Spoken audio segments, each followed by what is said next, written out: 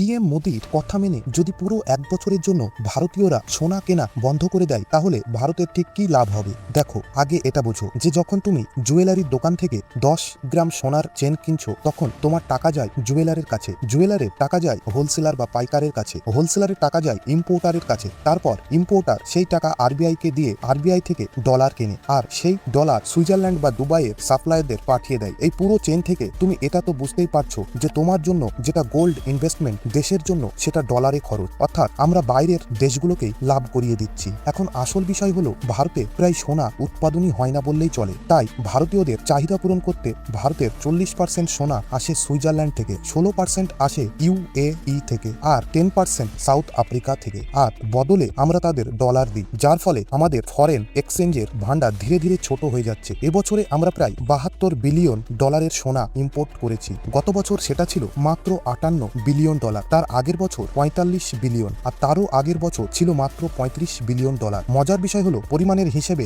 আমরা গত বছরের তুলনায় কম সোনা আমদানি করেছি। গত বছর ছিল 757 টন আর এই বছর 721 টন, কিন্তু তবুও বেশি টাকা লেগেছে কারণ যুদ্ধ ইত্যাদির কারণে আন্তর্জাতিক বাজারে সোনার দাম অনেক বেড়ে গেছে। তাহলে যদি সত্যি পুরো দেশ 1 বছরের জন্য সোনা কেনা বন্ধ করে দেয় তাহলে কি লাভ হবে? লাভ হবে এই যে 72 বিলিয়ন ডলার আমরা বাইরে পাঠাচ্ছি সেটা আর বাইরে যাবে না, ভারতের সরাসরি ফরেক্স সেভিং হবে, আর এত টাকা প্রায় পুরো ডিফেন্স বাজেটের সমান। কিন্তু এটা শুধু এক দিক, আরো বড় দিক হলো 1 কোটির বেশি মানুষের চাকরি, দেশের জিডিপির প্রায় 7%, এমনকি ব্যাংকের অতিরিক্ত ব্যবসার বড় অংশই জুয়েলারি ইন্ডাস্ট্রির উপর নির্ভরশীল। ফলে এই সবকিছুই বিপদের মুখে পড়তে পারে।